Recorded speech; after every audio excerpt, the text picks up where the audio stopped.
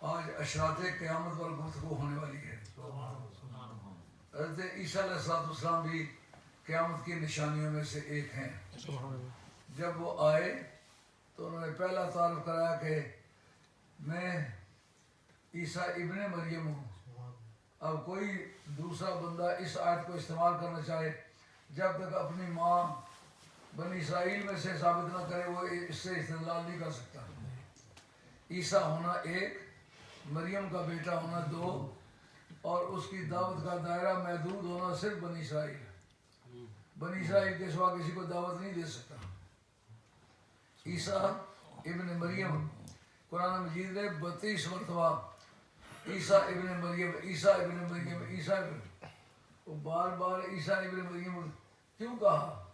رب کو پتا تھا کہ ایک وقت آئے گا کہ لوگ عیسیٰ کو میرا بیٹا کہنا چاہیں گے۔ عربوں کی جو اسلام سے پہلے شرفاء کی تہذیب تھی وہ یہ تھی کہ مرتے مر جائیں بیگم کا نام مجلس کے اندر نہیں لیتے تھے۔ ان کا اگر میں نے اس کو بیگم سمجھا ہوتا تو میں کبھی مریم کا نام نہ لیتا۔ 32 مرتبہ نام لیا، اس کا مطلب یہ ہے تم سمجھ جاؤ کہ وہ میری بندی ہے، بیگم نہیں ہے۔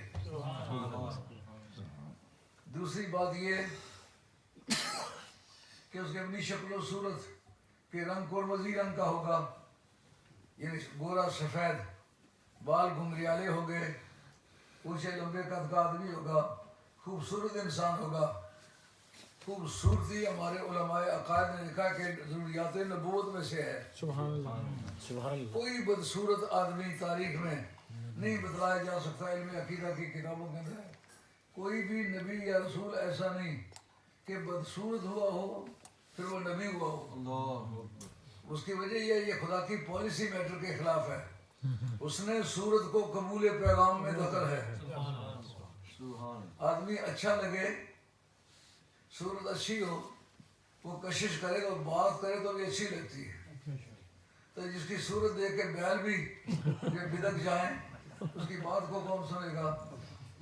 خوبصورت آدمی، اور بنی اسرائیل، مرزا غلام احمد قادیانی نے کہا کہ یہ جگہ احمد سے میں مراد ہوں۔ پہلے قرآن مجید جو ہے وہ ایسے 1400 برس سے پہلے نازل ہوا ہے نا، تو سرکار نے اس کی تفسیر خود کی ہے۔ آپ نے فرمایا میں ہوں حضرت عیسیٰ علیہ السلام کی بشارت۔ سبحان اللہ، جو بشارت دی تھی وہ میں ہوں، سب لوگوں موجود ہیں۔ کتب سیاق کی حدیث ہے، سبحان اللہ، اور کئی سو اس کے گواہ ہیں۔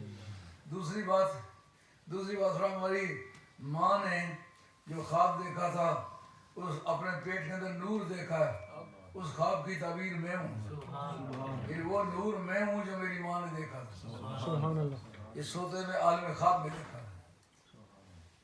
اور اس کے بعد یہ بات آپ نے فرمائی کہ اس کے بعد کوئی جھوٹا اس بات کا دعویٰ کرے اس کا دعویٰ تسلیم نہیں ہوگا۔ اور بڑی علامت اس کی یہ ہے کہ قرآن مجید نے یہ بات کہی ہے، وَإِن مِّنْ أَهْلِ الْكِتَابِ إِلَّا لَيُؤْمِنُنَّ بِهِ قَبْلَ مَوْتِهِ۔ میں حافظ نہیں ہوں بھائی، اگر قرآن مجید کا کوئی ریفرنس غلط کوٹ کروں تو بے شک بتا دو مجھے۔ کہتا ہے وَإِن مِّنْ أَهْلِ الْكِتَابِ، یہودیوں اور نصرانیوں میں سے جو آسمانی کتاب کے متبع ہونے کے دعوے دار ہیں، ان میں سے ایک بھی ایسا نہیں رہے گا جو عیسیٰ علیہ السلام پر ایمان نہ لائے۔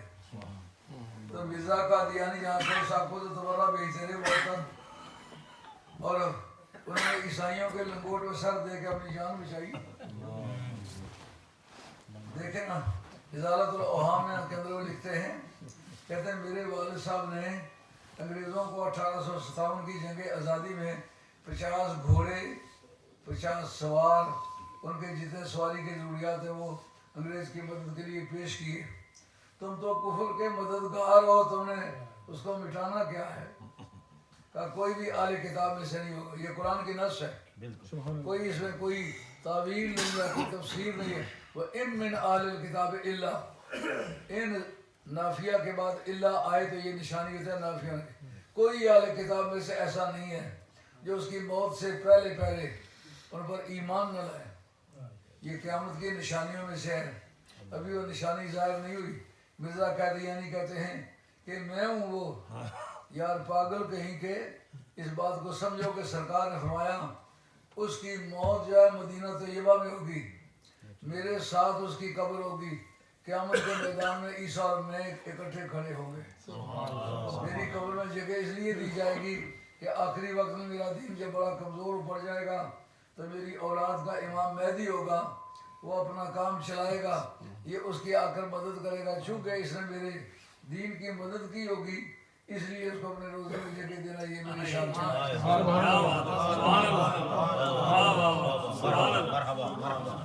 حضور کا فرمانا اس کی تعبیر میں ہوں،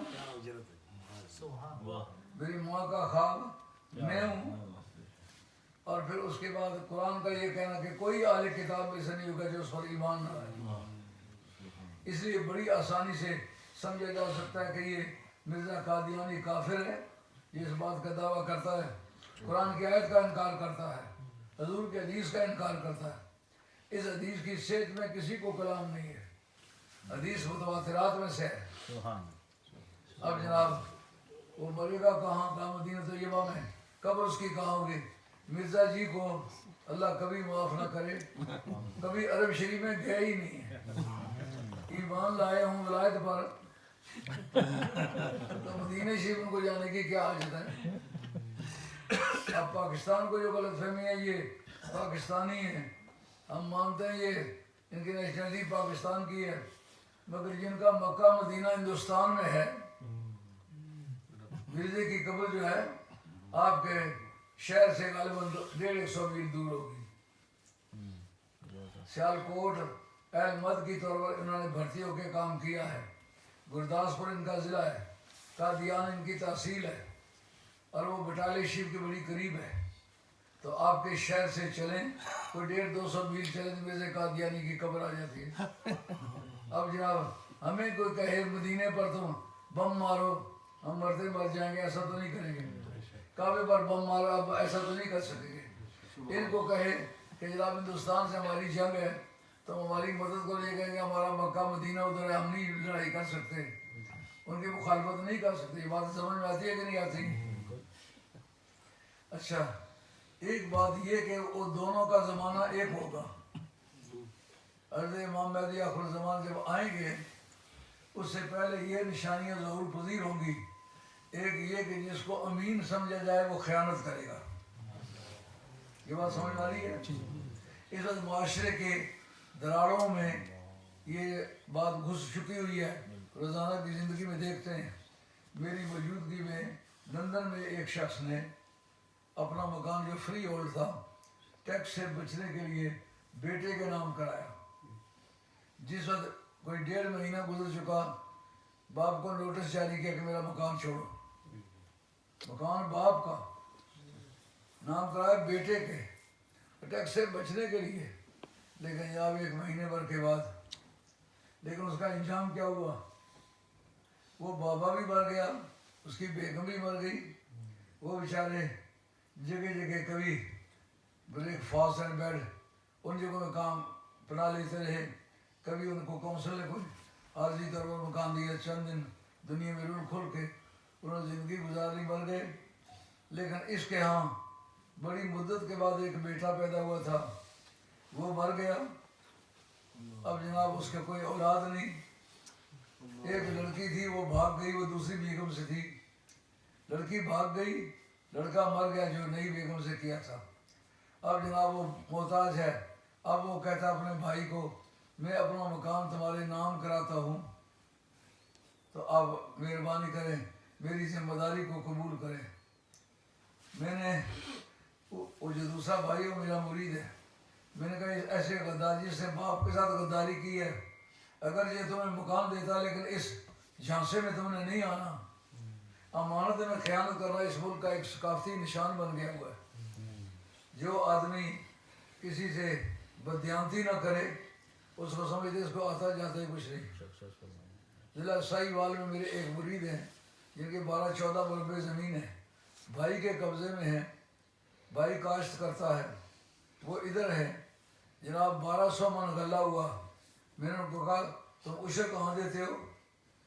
ان کا میرے پاس تو دانے ہی کوئی نہیں آتے، وہ کہتے 60 من غلہ ہوا ہے، 60 من گلے کے پیسے میں دارالعلوم میں جا کے جمع کرا کے آیا ہوں یار 1200 من دانے ہوئے ہیں نہ اصل مالک کو بتایا ہے نہ خود عشر دیا ہے اب اس کا اگر کوئی خسارہ ہو تو پھر اللہ ہی حافظ ہے حضور نے فرمایا کہ جو کیا امام مہدی کا ظہور کا وقت آئے گا امانت میں خیانت کی جائے گی ایک دوسرا امانتوں کو مال غنیمت سمجھا جائے گا جس نے مال غنیمت کو بے پرائی سے خرچ کرتا کہ کون سا میں نے محنت کی ہے مجھے مفت میں ملا مال وہ دل بے رحم بے تعاشقی سے پیسے خرچ کرتا ہے اور اس کے بعد یہ کہ صدقات و خیرات کو وہ جرمانہ سمجھے گا اس وقت میں نہیں کہہ سکتا کہ کس پر کون سی مصیبت کیوں آئی ہے لیکن یہ بات ضرور کہوں گا اپنے اعمال کو ضرور چیک کرو کہ آپ لوگوں نے امانت میں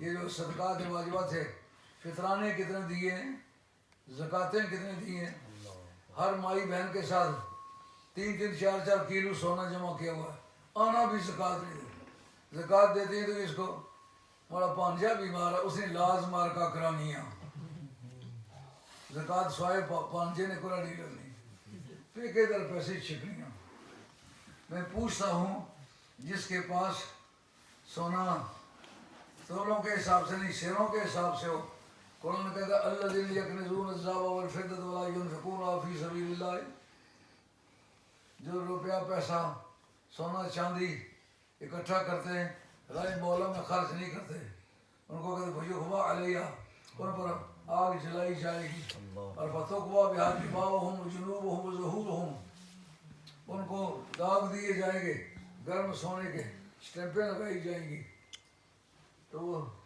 مائیں بہنیں سمجھتی ہیں اصل تو نوٹ رکھے ہوئے اس نے اسٹیپنا کے ساتھ لگا کنورشن سسٹم ادھر بھی ہے نا جتنے نوٹ رکھے ان کو کنورٹ کرتے ہیں حضرت امام غازی رحمۃ اللہ علیہ کہتے ہیں کہ ایک شخص کی قبر کھودی گئی دوستوں نے مجھ سے آ کے پوچھا ہم نے دیکھا کہ اس کی باڈی پر سیاہ داغ ہے پتہ نہیں کیا وجہ انہوں نے کہا قرآن کی شہادت بتاتی ہے وہ زکوٰۃ نہیں دیتا تھا اس لیے اللہ تعالیٰ نے اس کی باڈی پر وہ سونا چاندی گرم کر کے داغ لگائے اور جتنا حساب کیا کہ زکوٰۃ بنتی تھی اتنے ہی داغ اس کی باڈی پر تھے جب قبر کھودی گئی تو نکالی گئی تو معاملہ صاف نکل آیا اس لیے مسلمانوں یہ کوئی مشغلے کی قسم کی چیز نہیں ہے یا کوئی اخباری خبر نہیں ہے یہ رسول کریم علیہ السلام کی تعلیمات ہیں اس کے قیامت کے قریب ہونے کی نشانیاں بتلانے کا مطلب یہ ہے سمجھ جاؤ جس وقت طالب علم اپنے ایڈمیشن فی بھیجتا ہے نا اس کو پتہ نہیں ہوتا امتحان کب ہوگا جب ڈیٹ شیٹ چھپتی ہے نا چھپ کے آتی ہے تو وہ تقسیم ہوتی ہے بتایا جاتا ہے فلاں مہینے کی فلاں تاریخ کو تمہارا امتحان ہونے والا ہے فلاں مضمون فلاں پرچہ فلاں دن ہوگا اتنے وقت میں ہوگا اس کا مطلب یہ نہیں ہوتا اس کی معلومات میں اضافہ کرتے کہ کھاؤ پیو مزے کرو اس کا مطلب ہوتا ہے امتحان دینا ہے تو ہوشیار ہو جاؤ کام کرو ان مضامین کو اس حساب سے تیار کرو جن جن دنوں میں امتحان ہونے والا ہے تو امام مہدی آخر الزمان اللہ آپ کے درجات کو بلند فرمائے ابھی ظاہر نہیں ہوئے لیکن ان کے ظہور کا زمانہ قریب ہے اس بارے میں کافی آزمائش ہو چکی ہے یہ جو آپ کے مودودی صاحب ہیں نا انہوں نے ایک کتاب لکھی ہے تجدید و احیاء دین اس کے اندر وہ لکھتے ہیں یہ امام مہدی کے مطلب یہ مشہور ہے کہ ان کا درمیانہ قد ہوگا ناک اونچی ہوگی باریک پتلی ہوگی آنکھیں موٹی ہوں گی قد درمیانہ سے تھوڑا سا اونچائی مائل ہوگا تو رنگ جو ہے آپ کا گندمی رنگ کا ہوگا آپ کی شکل ایسی ہوگی آپ کی ماں حسینی ہوگی باپ حسنی ہوگا باپ کا نام عبداللہ ہوگا ماں کا نام دریافت نہیں ہو سکا بعض لوگوں نے کشف کے ذریعے سے معلوم کیا انہوں نے درج کیا ہے تو یہ بات مسلمہ ہے کہ ان کی ماں حسینی ہوگی باپ حسنی ہوگا اور تمام ائمہ اہل بیت سے وہ افضل ہوگا تو مودودی صاحب نے کہا یہ ساری حدیثیں بڑی ضعیف ہیں ریلائبل نہیں ہیں جہاں تک میری رائے کا سوال ہے یار سب محدثین کی رائے غلط ہو تو تیری رائے مجھے بڑا مزیدار اتفاق ہوا सन 53 में मैं पहली मरतबा मीरपुर गया। मीरपुर का नाम सुनते थे क्योंकि हमारे ख़ानदान के 2-3 घराने वहाँ आबाद थे। एक वहाँ मीरपुर शहर में वो सैयद नूर अली शाह साहब रहमतुल्लाह अलैह का ख़ानदान था। वो 5वीं पुश्त में मेरे दादा जो हैं अमीर अली शाह साहब, जिनका मज़ार सियाली पलाली इस्लामाबाद के एरिया औकाफ के कब्ज़े में है, उनके दूसरे भाई थे नूर अली शाह। ये मीरपुर हमारी पुरानी जागीर में हमें मिला था। गखड़ों के साथ डोगरों की जंग हुई तो मेरे दादा सैयद शाह मुखीद अहमद शारी बंगला वाले उस आर्मी में CNC थे, उन्होंने ये मैदान मारा तो फिर उन्हें और भी जागीरें मिली थी। ये जागीर मिली तो उन्होंने फिर सैयद मर्दान अली शाह साहब, उनके बड़े साहबजादे थे, बड़े साहबजादे उनके पोते थे। सैयद सुल्तान अली शाह साहब बड़े साहबजादे थे, ये उनके साहबजादे थे। तो फिर उन्होंने आगे जो तकसीम की, ये मौला शेर शाह वाले सैयद और मीरपुर वाले सैयद ये हमारे अकरबा में से चचाजाद हैं। वो उनको तकसीम दी, नाम सुनते रहते थे, इसलिए मोहब्बत आती थी कि हमारे ख़ानदान के कुछ लोग वहाँ मदफून हैं। 6-7 पुश्तों तक वो वहाँ जिंदा रहे। आखिरी उस ख़ानदान के बुजुर्ग थे सैदन शाह साहब रहमतुल्लाह अलैह, उनका मज़ार भी वहीं है। पहली मरतबा में सन 53 में मीरपुर शहर गया, लेकिन ऐसा पता चले आसमान पे आ गया। सुभान अल्लाह। ये बहुत मोहब्बत थी कि अपने बुजुर्गों के मज़ारात देखो जो हमारे ख़ानदान के लोग हैं, हमारे दादे के भाई हैं, बड़े अल्लाह वाले लोग थे। रास्ते में पाला पड़ गया मदूदी साहब से। उधर ये बीच वाली सड़क नहीं थी, दीने से जो जाती है, उधर ये सराय आलमगीर वाली जगह से ये जो टैक्सियों बसों वाले हैं, ये अच्छी तरीके से जैसे गोश्त गालते नहीं है पानी में, इस तरह गालते थे, बिठा देते थे 5-5, 6-6 घंटे वहाँ बैठे रहते थे। मैं और वो मदूदी साहब दोनों उबलते रहे गर्मी में। तो जिस टापो टाप चली गाड़ी, तो उस वक्त मैंने उनसे पूछा कि आप किधर जा रहे हैं? उनका मीरपुर शहर जा रहा हूँ। मुझसे पूछा आप किधर जा रहे हैं? मैंने कहा मैं मीरपुर शहर जा रहा हूँ। कहा मसला क्या है? मैंने कहा वहाँ एक आम सवाल जवाब क्वेश्चन मीटिंग है, क्वेश्चन आंसर, उसमें आले सुन्नत की तरफ से आंसर करने के लिए मैं जा रहा हूँ। उसे तुम्हें पता चला मुझे वो अभी समझ गई। अब मुझे कहते हैं आप कहाँ पढ़ते हैं? मैंने कहा पढ़ता नहीं, पढ़ाता हूँ, मेरा गुस्सा है। आपने पढ़ा कहाँ? मैंने दिल्ली। जब दिल्ली का नाम लिया तो रंग फीका पड़ गया उनका। मैंने कहा मैं आपको दिल्ली देखता रहा, जब सुबह सवेरे आप और बाकर खानियाँ बेचा करते थे, वो मंजर मैंने देखा है। अल हिलाल अखबार में आप नामा निगार थे, चिट्ठियाँ लिखा करते थे। मैं वो हरी चंद जो वहाँ का कातिब था, मैं उसका शागिर्द हूँ खिताबत में। तो शाह सुर्खियाँ हिलाल कांग्रेसियों का अखबार था उस समय, शाह सुर्खियाँ मैं लिखा करता। जब लिया बाकर खानियों का नाम लिया तो जर्द पीले पड़ गए। मैंने कहा वो मंजर देखा है, जो कुतुब साहब की लाट के पास आपकी पनवाड़ी की दुकान थी, वो भी देखी थी। और जनाब वो सभी बहुत करीब आ गए। मुफ्ती अब्दुल हकीम साहब रहमतुल्लाह अलैह को अल्लाह ताला करीब करम फरमाए। वो बड़े दानिश्वर आदमी थे, तकरीर में तो सीधे सादे थे, लेकिन टेबल टॉक में तो बड़े बड़े शाह सवारों को मैंने उनके सामने केसियाँ करते हुए देखा। उनके सामने टेबल टॉक में चलना आसान काम नहीं था। वो कहते थे शाह साहब ने हर से एक से घुटने टिकवाए हैं, सिवाय आपके। दोस्ती की वजह भी यही है।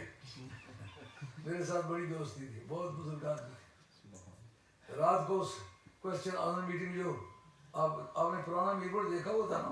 नहीं देखा हुआ? शाबाश।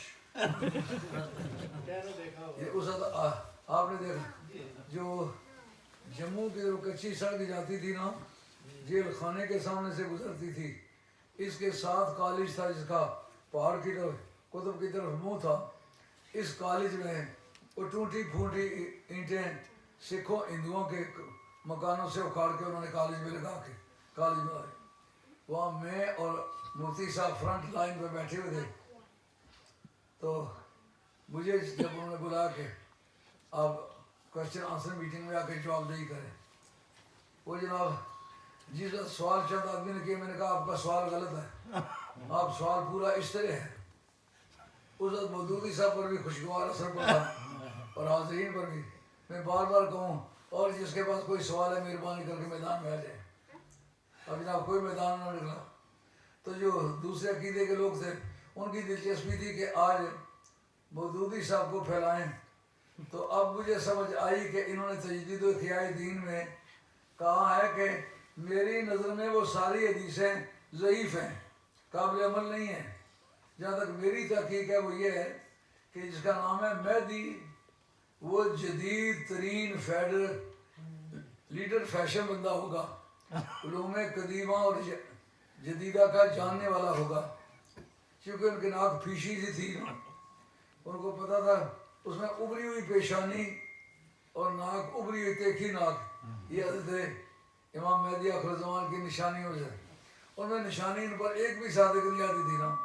उनका मुमकिन है कि मेहदी पूरी ज़िंदगी मेहदी होने का दावा न करे, बल्कि कौम उसको मेहदी कहने लग जाए। मतलब ये थे कि मेरे मुक्तदियों मुझे मेहरबानी करके मेहदी कहना शुरू करो। जब मुझसे कोई पूछे तो मेहदी क्यों कहलवाते हो, मैंने कहा मैंने कब लिखा है मैं मेहदी हूँ, मैंने मेहदी कहलवाया नहीं है, गलत समझे हो। अब जनाब मेहदी उनका जो उनका झांसा था, जिस वक्त उनकी बारी आई, मैंने कहा मुफ्ती साहब मैं चंद सवाल इससे देता हूँ लिख के, आप दें। पहला सवाल ये था कि सौतेली सास से निकाह हो सकता है कि नहीं, अगर हो सकता है तो क्यों, अगर नहीं हो सकता तो क्यों। इसके बाद ये बात बतलाएं कि अगर एक आदमी में मर्द की सारी निशानियां भी मौजूद हैं और औरत की सारी निशानियां भी मौजूद हैं, तो उसके बचपन के साथियों और सहेलियों से पूछा जाए पेशाब किस रास्ते से करता था। अगर जनाना रास्ते से करता तो औरत शुमार होगी, अगर मर्दाना निशान से पेशाब करता तो मर्द शुमार होगा। अगर दोनों रास्तों से पेशाब करे और एक घर में वो बेगम हो, वहाँ उसके बच्चे हों उसके पेट के, दूसरी घर में वो मियाँ हो, वहाँ उसकी पुश्त के बच्चे हों, बताएं अब अगर वो मर जाए तो उसको कफन मर्द वाला दे के औरत वाला।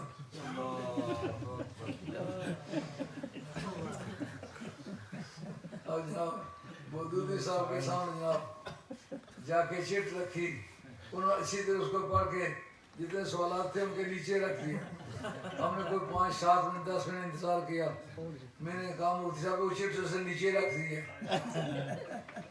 जाए। मुफ्ती साहब फिर गए और वो नीचे से अपने हाथ से चिट निकाल कर उनका इसका पहले जवाब दे, बाकी जवाब बाद में दे। ये जवाब बड़े ज़रूरी है क्योंकि ये पेश आए हैं यहाँ। एक आदमी ने अपनी सौतेली सास से शादी की है, ये मसला ज़ेर बहस है। दूसरा चंद एक ऐसे वाक़यात गुजरे हैं जहाँ एक मर्द के अंदर दोनों निशानियाँ पाई गई हैं। एक घर में मर्द बन के वो बच्चे पैदा कर रहा है और दूसरी बेगम बन के वो बच्चे पैदा कर रही है। अब बताओ वो मर गया तो कफन कौन सा दें? तो कहता अच्छा अभी देता हूँ। मोदी साहब मैं देख रहा हूँ कि दोबारा फिर उसे तो नीचे रख दिया। तो अब जनाब उनको मेहदी बनने का चांस न रहा ना। तो एक बंदे ने इसी शुबे की बुनियाद पर मुझसे पूछा कि इमाम मेहदी आखिर-उज़्ज़मान जो हैं उनकी निशानियों में से क्या है। मैंने कहा एक तो ये है कि उसके बाप का नाम मौलवी गुलाम हसन नहीं होगा। ये मौदूदी साहब के बाप का नाम था मौलवी गुलाम हसन। जिस तरह के पंजाब में इनकलाब आया था, जंग आज़ादी लड़ी गई, इसी तरह एक इनकलाब आया था हैदराबाद दक्कन में। वहाँ इसका बाप मौलवी गुलाम हसन किसी वकील का मुंशी था। उस इनकलाब के बाद आया तो कहा हमारा रिकॉर्ड तबाह हो गया, मैं वहाँ वकील था तो अब मुझे वकालत का लाइसेंस जारी किया गया। मौदूदी साहब ने कहा वकालत की कमाई हराम है, वही खा के पले। मैंने कहा पहली बात है उसके बाप का नाम मौलवी गुलाम हसन। मौदूदी साहब मेरे मुँह की तरफ देखने लगे। کہ اس کو اس سے کیا بحث ہے. میں نے کہا اس کے باپ کا نام عبداللہ ہوگا, اصلی سادات میں سے ہوگا, ماں اس کی حسینی ہوگی, مگر وہ درمیانی قد سے تھوڑے سے زیادہ اونچے ہوں گے. یہ جو مودودی صاحب کا قد ہے, اس میں 4-5 انچ اور ڈالا جائے تو ان کا قد بنتا ہے. مجھے ان کو شوق تھا کہ مجھے لوگ امام مہدی کہیں. میں نے کہا ان کی آنکھیں موٹی موٹی ہوں گی, ابرو پیوستہ ہوں گے, بہت خوبصورت. تیرے ابرو پیوستہ کا استاد شاعر کی یہ بات عاشقانہ ہے. جناب مودودی صاحب کا دیا پانچا کر کے چھوڑ دی. واپس آ کے میں بیٹھ گیا. اب مفتی صاحب کو کہا جا کے اس کو تیسری مرتبہ پھر جا کے یاد دلاؤ. میرے ساتھ مل کے جو سفر کیا تھا تو میں نے ان کو دربار ان کو بتلا دیا. باپ کا نام مولوی غلام حسن تھا, بیٹا جو ہے سید ابوالعلا مودودی. تو میں نے میرپور کی ایک تقریر میں کہا, میں نے کہا جتنے عقیدہ کے برے بد عقیدہ ہو گئے نام بھی ان کے قابل اعتراض ہیں. ایک کا نام ہے غلام اللہ. غلام اللہ میں نے ولد اللہ, عربی میں غلام کے میں نے بیٹے کے نہیں ہوئے, بیٹے کے ہیں. غلام کے معنی استعمال ہوتا ہے, عبد استعمال ہوتا ہے. اس کا نام ہے غلام اللہ کے معنی ولد اللہ, اللہ کا بیٹا. اور ایک کا نام ہے ابو الاعلیٰ, سبحان ربی الاعلیٰ. اعلیٰ اللہ تعالیٰ کا نام ہے. ایک اللہ کا باپ بن بیٹھا, ایک اللہ کا بیٹا بن بیٹھا. ان کا دین کیسا ہے.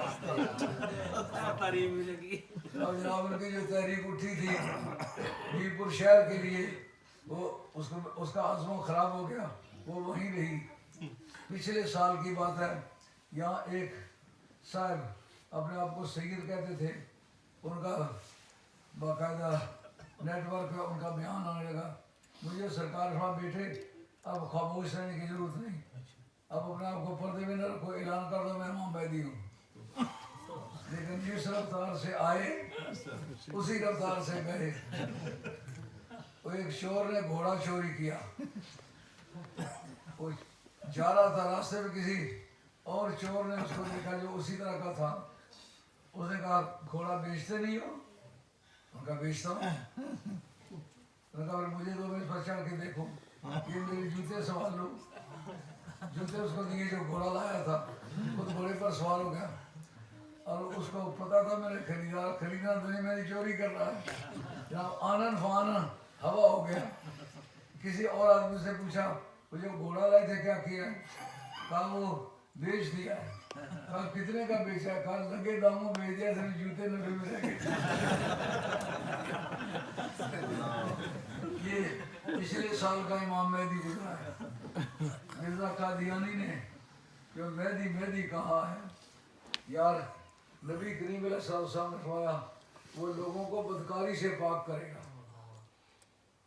اب مہدی جو مرزا ہے اس نے تو جناب بدکاری کے دریا بہا دیے. جس نے اس کو کہا یہ میری بیگم ہے, نکاح اور کے ساتھ پڑا ہوا ہے, اس نے ایک نیتی سے کہا ہے جی. تو ایک ترکیب ایک ملنگ رہا تھا, اس نے کوئی بہت بڑا کام ماہ رمضان میں کر دیا. دوستوں اس کو پکڑ کے مارا. اس نے کہا جس نیتی نل میں کیٹا مرا اللہ جانا.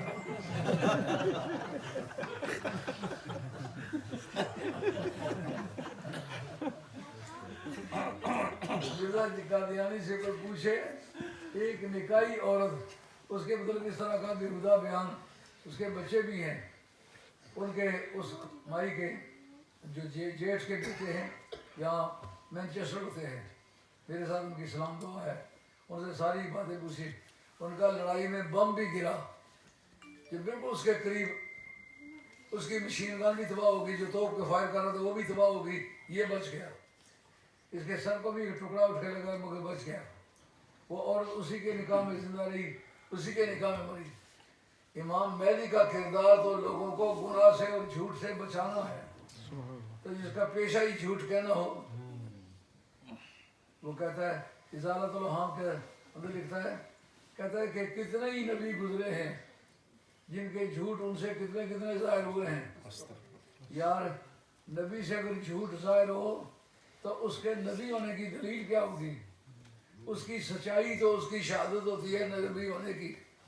सरकार ने सबसे पहला लेक्चर जो दिया मक्के शरीफ में, कुफार मक्का को इकट्ठा किया, खुद खड़े हो गए पहाड़ी पर। उनका अगर मैं ये कह दूं कि पिछली तरफ से दुश्मन आ गया, मान लोगे? उनका मान लेंगे। क्या क्यों? कि इसलिए कि सारी जिंदगी तेरी जुबान से झूठ नहीं सुना। सुभान अल्लाह। वो जो उनकी अपनी जुबान की शहादत थी, उसने वाज़े कर दिया ये झूठा नहीं है, उसकी सच्चाई नबूवत की सच्चाई की दलील है। सुभान अल्लाह। तो तेरी झूठाई तेरे नबूवत के झूठा होने की दलील है, जिससे सच्चाई सच्चा होने वाले की दलील है, इसी तरह झूठ कहने वाले की नबूवत झूठाई की दलील है। सच्चा सच कहता है, झूठा झूठ कहता है। और कमाल दर्जे की बात है, कहा कि उस वक्त सरमाया और दौलत इतनी हो जाएगी कि वो मैदी से लोग आकर के कहेंगे कि पैसे की ज़रूरत है, आप अपने अकाउंटेंट से कहेंगे जाओ इसको कहो झोल फैलाए, झोल ऐसे लपे भर भर के इसकी गोद में डालते जाओ, जितना उठा सकता है उसको दो। मिर्ज़ा कादियानी तो जनाब इतनी भूख गुजारी है कि उनकी जो हकीकतुल वही है उसकी 334 पर है कि एक मरतबा लंगर खाने में बड़ी गुर्बत हो गई और कोई आमदनी ना हुई। अल्लाह की बारगाह में फरियाद की, मौला करीम आज नबूवत के घर में कुछ खाने के लिए नहीं है। तो अचानक एक फरिश्ता ज़ाहिर हुआ। मैंने पूछा आप कौन हैं? उनका मैं फरिश्ता हूँ। नाम क्या है? टीची टीची। जिस तरह का नबी उसी तरह का फरिश्ता।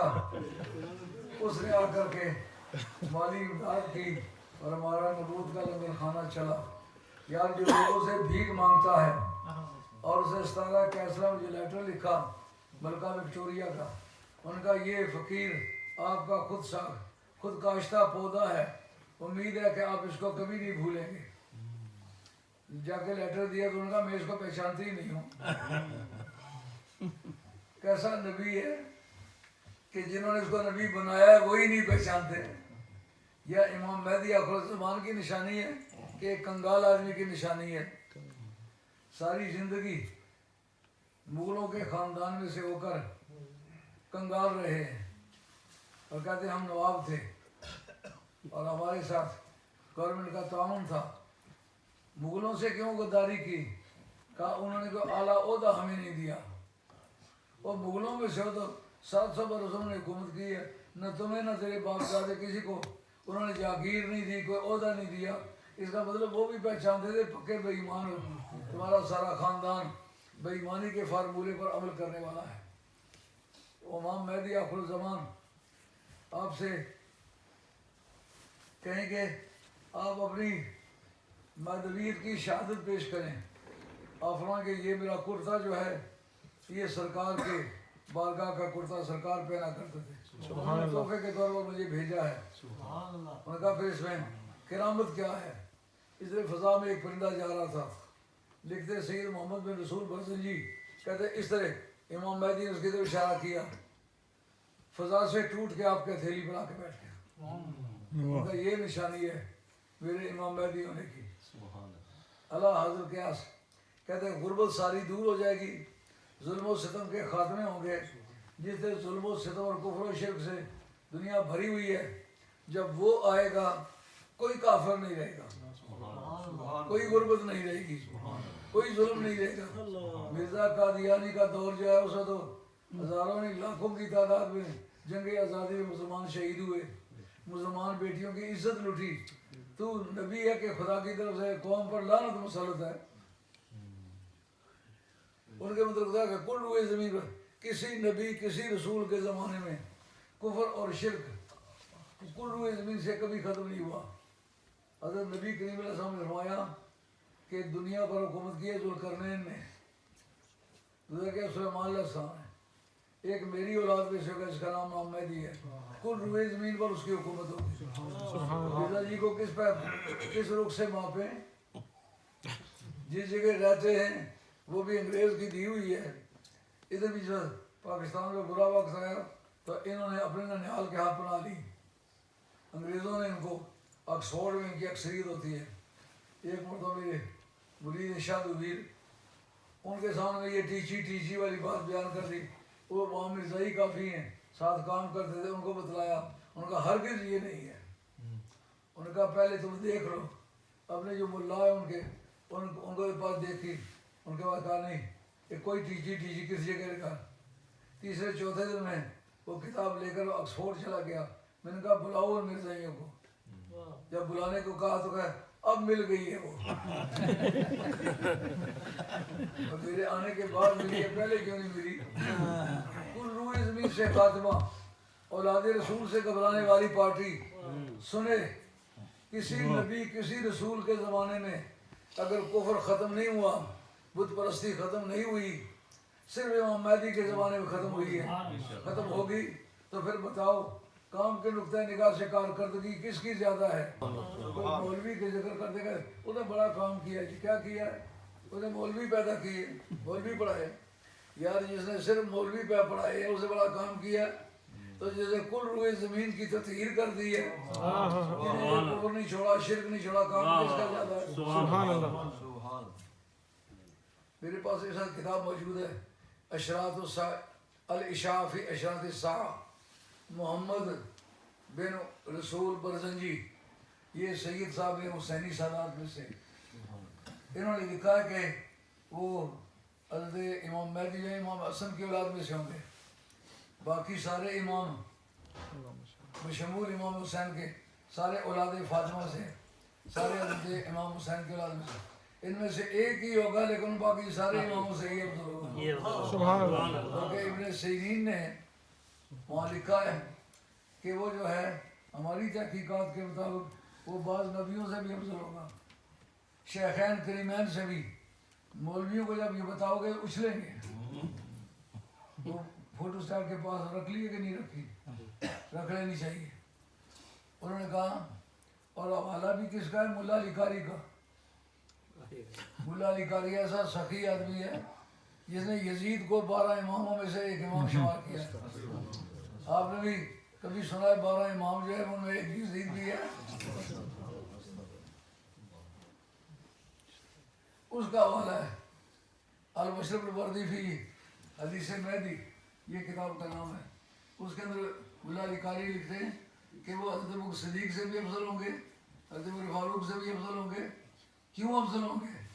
انہوں نے کہا کہ یہ دونوں بزرگ جو ہیں ان کو سرکار نے اپنے بعد بننے والوں کا نام پہلے بتا دیا، خلیفہ ہوں گے، خلیفہ رسول، وہ رسول کے خلیفے ہیں، لیکن بتایا کہ یہ جو میرا بیٹا حسن ہے نا، اس کی پشت سے ایک جوان پیدا ہوگا جس کا نام امام مہدی آخر الزمان ہے، سبحان اللہ. اور وہ خلیفۃ اللہ ہوگا۔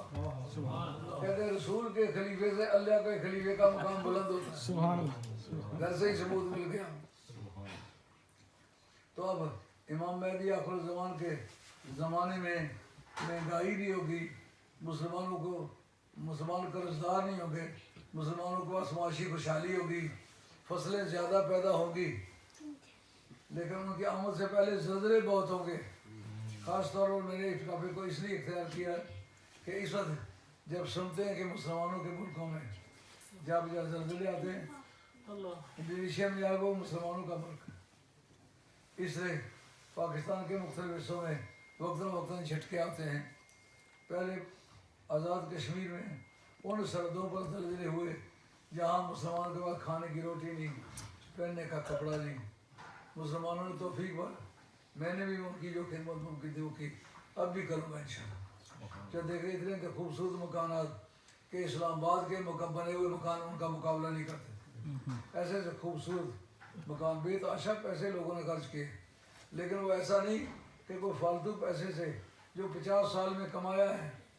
پہلا آدمی جو اس ملک میں آیا ہے وہ ہمارا مرید تھا، اس کا نام تھا سوار شرنگ، وہ تنگدیہ کا رہنے والا تھا۔ تنگدیہ جو مشاری اڈا ہے نا، اس کے ساتھ ہے ایک تالاب، تالاب سے جو ہی نیچے اترو تو پہلا مکان سوار شرنگ کا ہے۔ وہ نیوی میں ملازم تھا، نیوی میں جو سپاہی ہوتے ہیں ان کو سرہنگ کہتے ہیں، فارسی میں سرہنگ کہتے ہیں کرنل کو۔ انگریزوں نے جہاں مسلمانوں کو مغلوب کیا وہاں ان کی بول چال میں بھی ایسے اضافے کیے جن میں کوئی آدمی समझ नहीं सकता कि इतना जुल्म उन्होंने क्यों किया। कुत्तों के नाम टीपू रखे, क्योंकि जूते टीपू ने मारे थे मर्दों की तरह। जब तक जिंदा रहा मर्दों की तरह जिंदा रहा, मरा मौत हो गई तो मर्दों की तरह मौत कबूल की, हथियार नहीं डाले, मौत कबूल की। कुत्तों के नाम टीपू रखे। बाद नादान मुसलमानों को भी हमने देखा, वो कुत्तों को टीपू टीपू करके बुलाते। मैंने उनको मना किया, ये बड़े जलाल मुसलमान की यादगार है। उसके बाप के घर औलाद नहीं थी, एक बार अल्लाह से दुआ कराई तो अल्लाह ताला ने ये सुल्तान टीपू पैदा किया। सुभान अल्लाह, एक सुभान वली की दुआ की पैदावार थी, इसलिए उसमें सच्चाई भी थी, इस्तिकामत भी थी। सुभान तो इस तरह हिंदुस्तान की सरजमीन में ये आदमी पैदा हुआ जिस आदमी ने मुसलमानों की लाज रखी और मुसलमानों की माशी गुर्बत का उसने मुदावा किया। तो बहैसियत मुसलमान के आप ये गौर करें कि पूरी दुनिया में जहाँ भी ज़लज़ले आ रहे हैं वो मुसलमानों के मुल्क हैं। अब मुमकिन है मेरे ही गुनाह की वजह से उनको पता है, मैं भी तौबा करता हूँ, आप भी तौबा करें और दुआ करें अल्लाह ताला आलम इस्लाम को ज़लज़लों से बचाए। मगर ये ज़हूर महदी की निशानियों में से कसरत से ज़लज़ले होंगे, कसरत से फ्लड आएंगे। फ्लड का आना, ज़लज़लों का होना, ये इमाम महदी आखिर ज़मान के आमद की अलामत है, जिससे ये मकसद निकलता है कि जो कौम बुरी तरह दुखों में होगी, पूरी दुनिया मिलकर उनको दुख दूर नहीं कर सकेगी। महदी कदम रखता जाएगा तो कायनात की फिजा बदल जाएगी। ये था आज का पैगाम। आप लोग सीधी बातें पल्ले पाड़ गए और जो भी आपकी तौफीक है, मैं इंशाल्लाह करीब ऐलान करूँगा कितने पैसे दूंगा। ये जो खड़ी शरीफ के इलाके में, जातला के इलाके में ज़लज़ला आया है और शहरों के शहर तबाह हो गए हैं, जितना भी हम कर सकते हैं उतना हमें मदद करनी चाहिए। आप लोगों की कोई चाहिए कि कमेटियाँ बना लें पैसे इकट्ठे करके। मेरी सेहत इस काबिल नहीं है कि मैं जा आ सकूं, नहीं तो जिससे पहली मरतबा मैंने पैसे इकट्ठे करके जाके घरों में पहुंचाए थे, इससे अब भी करता, लेकिन अब मैं उठा हुआ बैठ नहीं सकता हूँ, बैठो तो उठ नहीं सकता हूँ। इसलिए मैं पैसे पहले खुद दूंगा, उसका ऐलान इंशाल्लाह अखबार में आ जाएगा।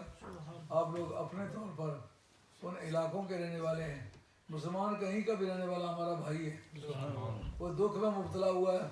अगर किसी मुसलमान को उसके दुख से कोई तासुर नहीं है, उसे मुतासर नहीं हुआ तो मुसलमान नहीं है। मुसलमान वो होगा जो मुसलमानों के दुखों से दुखिया हो, मुसलमानों की खुशी से खुश हो। इस वक्त मुसलमानों पर माशी गुर्बत का ज़माना है।